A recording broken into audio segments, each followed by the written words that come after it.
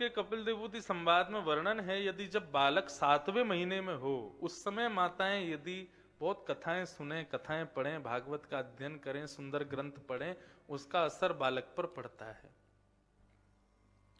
तो अपनी सातवें महीने में श्री प्रहलाद जी महाराज ने नारद जी से अंदर गर्भ में बैठ करके संपूर्ण कथा सुनी, और उसी का परिणाम कि प्रहलाद जी महाराज भगवान के भक्त हुए।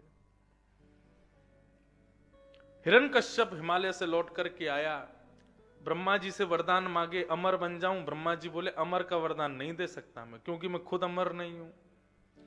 तो ब्रह्मा जी से इसने बहुत सारे वरदान मांगे, अंदर मरूं ना, बाहर मरूं, ऊपर मरूं ना, नीचे मरूं, इनसे मरूं ना, उनसे, आदि आदि सब पता ही है आपको। लौट करके हिरण्यकश्यप आया, आकर के देखा तो बालक बड़ा हो चुका था। प्रहलाद बोले ये वही बालक है जिसको आप अपनी पत्नी के गर्भस्थ छोड़ करके गए थे, अभी पढ़ लिख के बड़ा हो गया, थोड़ा छोटा बालक 5 वर्ष का। विद्यालय जाते हो? प्रहलाद जी बोले हाँ जाता हूं। गोद में बिठा लिया, बोले कोई अच्छी बात बताओ, कोई अच्छी बात बताओ जो तुमको बहुत अच्छी लगती हो। तो श्री प्रहलाद जी महाराज को विद्यालय की पढ़ाई हुई बातें अच्छी नहीं लगती थी, प्रहलाद जी को तो वो अच्छा लगता था जो नारद जी ने गर्भ में सुनाया। तो प्रहलाद जी महाराज ने पिताजी को गोद में बैठ करके ज्ञान उपदेश किया। तत्साधु मन्ये सुरवर्य देहिना सदा समविधिया सत्कृहा हित्वात्मपातं गृहमन्धकूपं वनं गतो यद्धरिमाश्रयेत्।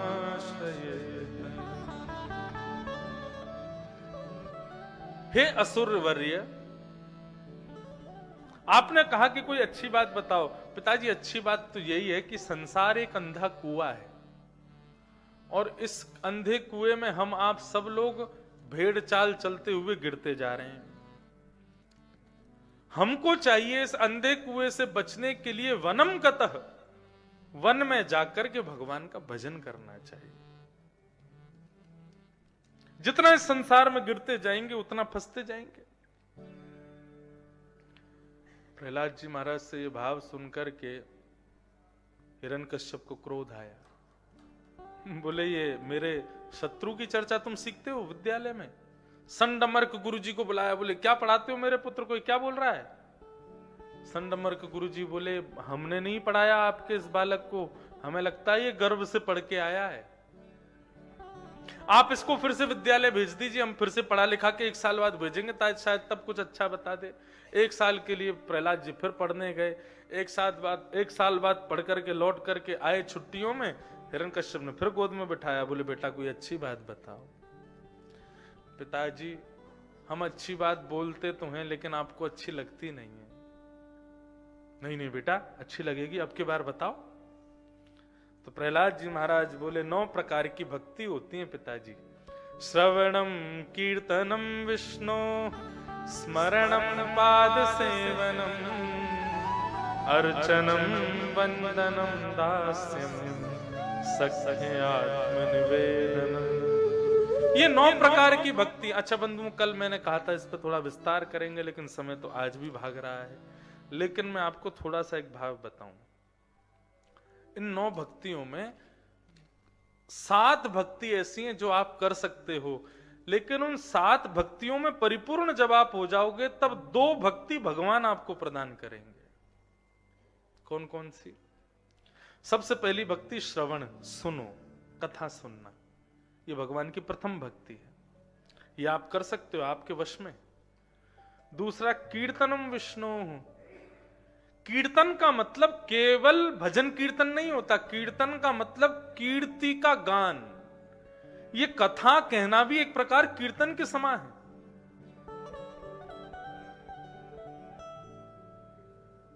कीर्तन का मतलब भगवान की कथा, भगवान के भजन कीर्तनों का गान करना, ये दूसरी भक्ति भी आप कर सकते हो।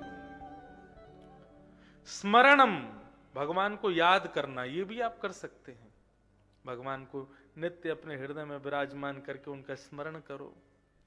तो श्रवणम कीर्तनम विष्णु स्मरणम और ये आई चौथी पाद सेवन, ये आपके हाथ में नहीं है। ये जब तक ठाकुर जी की इच्छा नहीं होगी तब तक आपको प्राप्त नहीं हो सकती। मैं राधारमन जी का खूब नाम गुणानुवाद करता हूं, राधारमन जी से खूब प्रेम करता हूं, राधारमन जी का खूब सेवा, उनके भाव गाता हूं, लेकिन मैं चाह करके भी राधारमन जी को कभी स्पर्श नहीं कर सकता। क्यों? अधिकार नहीं है। ठाकुर जी जिसको चाहेंगे उसको दे देंगे, चाहे वो राधारमन जी का नाम ना गाता हो, चाहे राधारमन जी से प्रेम ना करता हो, चाहे राधारमन जी के बिल्कुल लायक ना हो, लेकिन ठाकुर जी उस पर कृपा कर दें तो वो उनका स्पर्श कर सकता है। तो श्रवणम कीर्तनम विष्णु स्मरणम पाद सेवन, ये भगवान आपको भगवान देंगे, आपके वश में नहीं है ये। फिर आता है अर्चनम, अर्चना आप कर सकते हो भगवान की, कभी तुलसी से अर्चना करो, पुष्पों से अर्चना करो, पंचामृत स्नान करा के अर्चना करो, ये भी आप कर सकते हो। वंदनम, ठाकुर जी की वंदना करना, विविध विविध प्रकार की स्तुतियां गाना, ये भी आप कर सकते हो।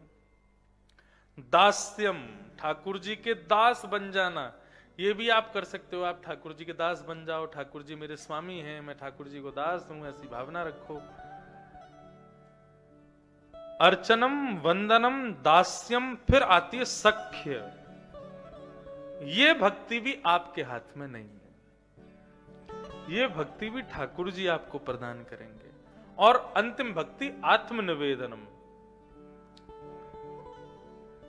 अपना सब कुछ भगवान से निवेदित कर देना, अपने सुख अपने दुख सब भगवान से कहना। तो बंधुओं, ये जो 7 भक्ति है, इनमें यदि आप निपुण हो गए, इनमें यदि आप परिपूर्ण हो गए, तो प्रसन्न होकर के हो सकता है कि भगवान अपनी बची हुई 2 भक्ति आपको प्रदान कर दें। कौन कौन सी? पाद सेवन और सख्य, ये 2 भक्ति भगवान देते हैं, 7 भक्ति हमको करनी है। वो कैसे करनी है, उनके पूरे मैंने बताया ना, आप लोग सब कर सकते हैं, YouTube पे देख लेना। अकिंचन भागवत कथा जो सबसे पहली हुई थी यमुना जी के किनारे पर, उसमें नवदा भक्ति के आचार्यों पर ही कथा की थी। तो वहां नवदा भक्ति कैसे करनी है वो सब बताया है, अब उसको आप लोग सुन लीजिएगा, कभी अवसर मिलेगा तो फिर नवदा भक्ति विस्तार से बताएंगे। 9 भक्तियों के बारे में श्री प्रहलाद जी महाराज ने वर्णन किया। अब तो महाराज हिरण्यकश्यप ने जैसे ही सुना तो नेत्र लाल पड़ गए हिरण्यकश्यप के। प्रहलाद जी को उठा करके दूर पटक दिया, सैनिकों को आदेश किया इसको मृत्यु दंड दो, मार दो, कैसे भी मरा हुआ देखना चाहता हूं। क्यों? हिरण्यकश्यप खुद नहीं मार सकता था, पिता है ना, पुत्र मोह है, स्वयं नहीं मार सकता। अपने सैनिकों को आज्ञा कर दी कि इसको मार दीजिए, मैं इसको मरा हुआ देखना चाहता हूं। सैनिकों ने बहुत सारे प्रयास किए, पहाड़ के ऊपर से फेंक दिया, विषैले सर्पों के बीच में छोड़ दिया, बड़े बड़े दांत वाले हाथियों के बीच में छोड़ दिया, लेकिन सब जगह से प्रहलाद जी कीर्तन करते हुए बच के आ गए। होलिका बुआ आई, बुआ ने कहा आकर के श्री हिरण्यकश्यप जी से, मेरे पास ऐसी सौल है, उसको पहन के नदी में कूदूंगी, डूबूंगी नहीं, अग्नि में चली जाऊंगी, जलूंगी नहीं, इसको पहन करके मैं चिता में बैठ जाऊंगी तो मैं तो बच जाऊंगी, और प्रहलाद को गोद में रख के बैठूंगी तो प्रहलाद जल जाएंगे। प्रहलाद जी बोले, भैया बुआ तो मालपुआ लेके आती है, ये बुआ कैसी हमारी मृत्यु लेके आई है। बुआ जी की गोद में जाके बैठ गए, चिता पे बैठ गई होलिका, नीचे से चिता में आग लगाई। अब जैसे चिता में आग लगाई महाराज, श्री प्रहलाद जी महाराज ने कीर्तन करना शुरू कर दिया, और ऐसा कीर्तन किया, ऐसा कीर्तन किया, ऐसा कीर्तन किया कि कीर्तन की ध्वनि इतनी मधुर थी कि उस सुंदर ध्वनि में होलिका भी उनके संग कीर्तन करने लगी। और कीर्तन करते करते होलिका भी भाव निमग्न हो गई, आनंद से कीर्तन करने लगी। प्रहलाद जी ने धीरे से उसकी सौल उतार के खुद पहन ली, और जैसे ही महाराज चिता में आग लगी, होलिका जल के नष्ट हो गई और श्री प्रहलाद जी बच गए। सुबह का समय हुआ, जैसे ही चिता शांत हुई तो चिता के मध्य से श्री प्रहलाद जी महाराज निकल करके बाहर आए। उसी प्रसन्नता में, उसी प्रशंसा में भक्त की रक्षा हुई, तो जो होलिका की राख थी उसी को ले ले करके लोगों ने होली खेलना शुरू कर दिया, एक दूसरे को लगाना शुरू कर दिया और महाराज उन्हीं में ही अबीर गुलाल मिला करके उड़ाने लगे। क्यों? प्रहलाद जी की रक्षा हुई है, इसलिए होली का उत्सव मनाने लगे। श्री प्रहलाद जी महाराज हर तरीके से बच गए। प्रहलाद जी से एक दिन हिरण्यकश्यप ने पूछा, तेरे पास कोई कवच है क्या, मरता क्यों नहीं है? प्रहलाद जी बोले, बता दूं मैं क्यों नहीं मरता। बोले, बता दे। दंता गजानाम कुलिशाग्र निष्ठुर शीर्णायते तेन वलं ममैतत् महाविपत्ता विनाशनोऽयं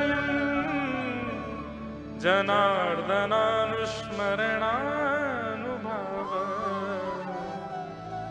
मैं मरता क्यों नहीं हूं? दंता गजानाम कुलिशाग्र निष्ठुर, ये बड़े बड़े दांत वाले हाथी मेरे से स्पर्श करते इनके दांत चूकनाचूर हो गए। शीर्णा यतेते नवलम ममई तद, ये जितने भी आपने प्रयास किए उनमें बचा हूं, ये मेरा बल नहीं था, किसका बल था? बोले, महाविपत्ताप विनाशनोयम, बड़ी बड़ी विपत्तियों को, बड़ी बड़ी आपत्तियों को विनाश करने वाले जनार्दन भगवान का केवल और केवल नाम का प्रभाव है कि मैं हाथियों से बच गया, मैं सर्पों से बच गया, मैं होलिका में बच गया। विचार करो पिताजी, जिनका नाम इतना प्रभावशाली है, वो यदि कभी खुद प्रकट हो गए तो क्या होगा? यदि खुद प्रकट हो गए तो क्या करेंगे वो? इसलिए पिताजी मैं भी आपसे कहूंगा, सब छोड़ो, हरि भजो, सब तज हरि भज। हिरण्यकश्यप कहने लगे, मुझे ज्ञान देता है? संडमर्क गुरु जी आ गए, बोले कि आप प्रहलाद को फिर से विद्यालय भेज दो। प्रहलाद जी महाराज फिर से विद्यालय चले गए, विद्यालय में जाकर के भगवान का भजन करने लगे। एक दिन अवकाश पड़ा, अवकाश छुट्टी थी तो सब खेल खेल रहे थे। कोई गुल्ली डंडा खेल रहा था, कोई पकड़म पकड़ाई खेल रहा था, कोई दुबका धाई खेल रहा था, कोई कुछ खेल रहा था। प्रहलाद जी एक कोने में अकेले बैठे थे। बालकों ने जाके पूछा, प्रहलाद तुम कुछ नहीं खेलोगे? प्रहलाद बोला, आप सब जो खेल खेलते हो उसमें एक जीतता है, एक हार जाता है, और मैं जो खेल खेलता हूं उसमें सब जीतते ही जीतते हैं, उसमें हार किसी की नहीं होती। ऐसा कौन सा खेल है? बोले, कीर्तन रूपी खेल। अच्छा, इस खेल में कौन कौन सी सामग्री यूज होती है? बोले, मंजीरा पहली सामग्री, और दूसरी सामग्री मृदंग। मजीरा मजीरा मजीरा मजीरा बोलते रहोगे तो राम जी उत्पन्न हो जाता है। बोलो, मजीरा मजीरा मजीरा मजीराम जी राम जी राम जी राम जी राम जी राम जी राम जी राम जी। मजीरा मजीरा बोलो, वो राम जी अपने आप हो जाता है। और मृदंग, ये शाम श्रीमद् यशोदा सुद पद कमले नास्ति भक्ति नृणानाम्, ये शामाभिर्कन्या प्रिय गुण कथने नानुरक्ता रसज्ञा, ये शाम श्री कृष्ण लीला ललित रस कथा सादरैः नैक करणैः धिक्तान् धिक्तान् धिगेतान् कथयति सततं कीर्तनस्थो मृदंग। यशोदा के लाला, यशोदा के श्री चरणों में सदैव अपने सिर झुकाने वाले कन्हैया, उनकी जो भक्ति नहीं करता, ब्रज की गोपियों के द्वारा कभी कभी छचियावरी छाछ पे नचवाने वाले ठाकुर जी का जो नाम गुणानुवाद नहीं करता, जो ऐसे श्री कृष्ण की लीला रस कथा को अपने कानों से नहीं सुनता, ऐसे लोगों के लिए मृदंग कहता है धिक्तांग, धिक्कार है, धिक्तांग, धिक्कार है, धिगेतान। तुम्हारो तबला है, मृदंग नहीं है। धिक्तांग धिक्तान धिगेतान, धिक्कार है, बहुत बड़ा धिक्कार है। नारद जी महाराज इतने में ही मृदंग और मंजीरा लेकर के प्रकट हो गए महाराज, और सब बालकों ने दानव विश्वविद्यालय में कीर्तन करना शुरू कर दिया। कीर्तन किया श्री प्रहलाद जी महाराज ने, उस कीर्तन की ध्वनि करंट की तरह सब में फैलने लगी। जो सुनता है वही प्रहलाद जी के साथ नाचने लगता है, कीर्तन करने लगता है। हिरण्यकश्यप अपने सैनिकों को भेज रहा है, जाओ जाकर के इसको मार दो। सैनिक जैसे ही जाते हैं वहां जाकर के उस ध्वनि को सुनते हैं, एक दूसरे का स्पर्श करते हैं, वो भी नाचने लगते हैं, भूल गए कि हम प्रहलाद को मारने आए हैं। अंत में हिरण्यकश्यप गया। हिरण्यकश्यप ने पूरी कीर्तनियाओं को दूर फेंक करके सीधा प्रहलाद को जाकर के धक्का दिया। कहां है तेरा ईश्वर? तुझे भी मारूंगा, तेरे हरि को भी मारूंगा, लेकिन पहले तेरे हरि को मारूंगा, फिर तुझे मारूंगा। बता तेरा भगवान कहां है? खम्बायु यज्ञम शलिनम महिम च, सब जगह है मेरे भगवान। कहां नहीं है पिताजी आप बताओ? सब जगह है, आप में भी है, मुझ में भी है, सर्वत्र विद्यमान है। क्या इस खंबे में है? बोले हाँ मुझे दिख रहे हैं। हिरण्यकश्यप ने अपनी मुष्टिक का प्रहार किया, खम्भ का भेदन करके भगवान नृसिंह प्रकट हो गए। बोलो नृसिंह भगवान की जय। कैसे हैं नृसिंह भगवान? सत्यम विधातुम ऋजभृत्य भाषितुम व्याप्तिं च भूतेष्वखिलेषु चात्मनः अदृश्यताद्भुतरूपमद्वहम् स्तंभे सभाया न मृगं न मानुषम्। ना तो नृसिंह भगवान मानवी बन के आए और ना ही शेर बन के आए, दोनों का कॉम्बिनेशन बन के आए। एक संत अपनी कथा में बता रहे थे, बोले ये नरसिंह क्यों बन के आए, नरी बन आते या सिंह ही बन आते? बोले भगवान तो तैयार हो रहे थे, आज जाना था भगवान को। तो जब प्रहलाद जी का स्मरण करते थे तो प्रहलाद जी इतने कोमल हैं कि उनको सोचते थे तो भगवान का मन होता था मैं नारायण भेष में ही चला जाता हूं। लेकिन जब हिरण्यकश्यप का स्मरण करते थे तो ठाकुर जी का मन होता था इसको सिंह ही की तरह जा करके फाड़ दूं, इतना क्रोध आता था हिरण्यकश्यप का स्मरण करके। तो प्रहलाद जी का स्मरण करते थे तो कोमलता आती थी, और हिरण्यकश्यप का स्मरण करते थे तो क्रोध आता था। दोनों भाव निमग्न हो गए, एक हो गए और नृसिंह प्रकट हो गए। नृसिंह भगवान प्रकट हुए। प्रहलाद जी ने भगवान की वो पूरा युद्ध चला, भगवान ने हिरण्यकश्यप का वध किया, सारे वरदान उसके पूरे कर दिए। भगवान का क्रोध शांत नहीं हुआ, सब देवी देवताओं ने आकर के खूब स्तुति गाई। तब ब्रह्मा जी ने कहा भाई इनका क्रोध ऐसे शांत नहीं होगा, जिसके लिए आए हैं वही स्तुति गावे। दूर खड़े थे प्रहलाद जी महाराज। ब्रह्मा जी ने जाके कहा तुम ही जाके इनको मनाओ, अगर इनका क्रोध शांत नहीं हुआ तो प्रलय आ जाएगा। प्रहलाद जी भगवान के थोड़े समीप आकर के खड़े हो गए। भगवान के भुजाओं में रक्त लगा है, और जब हिरण्यकश्यप का पेट विदीर्ण किया तो उसमें से निकलने वाले रक्तों की छींट पूरे मुंह पर आ गई हैं, आंख लाल लाल पड़ गई हैं, और बिल्कुल जैसे शेर घुर्राता है वैसे नृसिंह भगवान बैठ करके रौरव कर रहे हैं। एक बार रौरव करते हैं तो पूरी पृथ्वी डामाडोल हो जाती है। इतने में ही सामने प्रहलाद जी आकर के नीची नजर करके हाथ जोड़ के खड़े, सुकोमल छोटे से प्रहलाद जी। भगवान ने जैसे ही प्रहलाद जी को देखा, देखते ही सारा गुस्सा ठंडा हो गया, और प्रहलाद जी ने भगवान की स्तुति करना प्रारंभ किया। ब्रह्मादय सुरगुणा मुनयोऽथ सिद्धा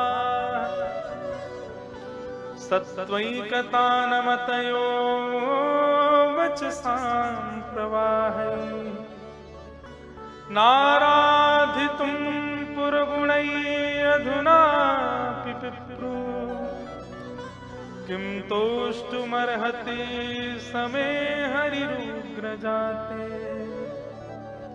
हे प्रभु, देवताओं जैसी लच्छेदार वाणी नहीं है मेरे पास आपकी स्तुति गाने के लिए।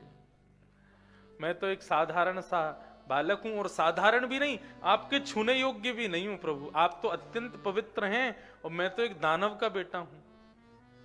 मैं आपकी स्तुति कैसे गाऊं प्रभु? भगवान ने प्रहलाद को अपने हृदय से लगा लिया, गोद में बिठा लिया, अपनी जीभ से चाटने लगे, अपना वरद हस्त से उसके सिर को सहलाने लगे। बहुत ध्यान से सुनिए। प्रहलाद जी महाराज, एक बात बताएं, प्रहलाद जी की भगवान की चर्चा के मध्य की एक गोपनीय बात।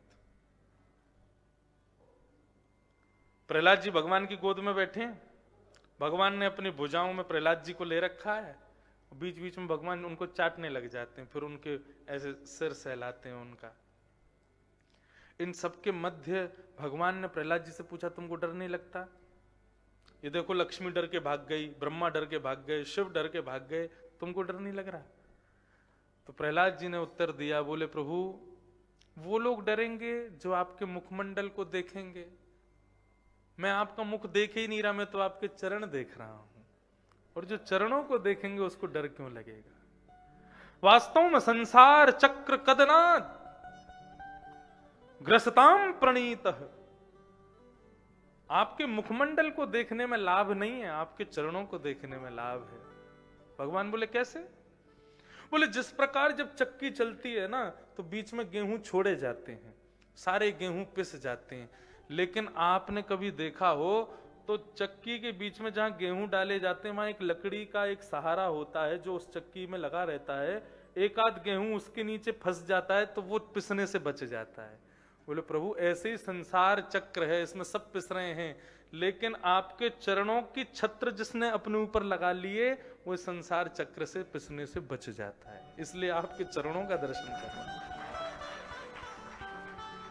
दूसरा भाव, प्रहलाद जी की बात सुनकर के भगवान के नेत्र सजल हो गए, लेकिन इस बात ने तो मन जीत लिया प्रहलाद जी की।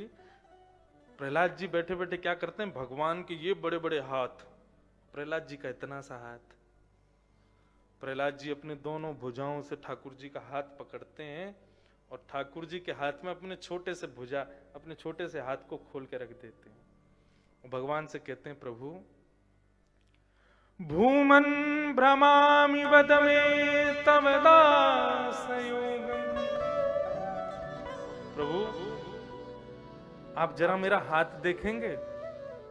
भगवान बोले हाथ में क्या देखना? बोले जरा मेरी रेखा देखो। बोले कौन सी रेखा देखूं? बोले ये रेखा देखो, मेरे अंदर आपके प्रति दास्य योग और तीव्र कब होगा ये बता दो बस। भगवान बोले तुझे अब भी अपना दास्य योग कम लग रहा है? बोले ये तो कुछ भी नहीं है प्रभु, इससे भी अधिक जो हो वो आपके सामने प्रस्तुत करना चाहता हूं। आप मेरा हाथ देख के बताओ ना, मेरे अंदर वो पूर्ण दास्य योग कब शुरू होगा? ये बात सुनकर के नृसिंह भगवान तो इतने भाव विह्वल हो गए, प्रहलाद को कस के अपने हृदय से लगा लिया। और यहां पर लिखा है भगवान प्रहलाद से क्षमा मांगते हैं कि मैंने आने में देरी करी हो प्रहलाद, तो मुझे क्षमा कर देना।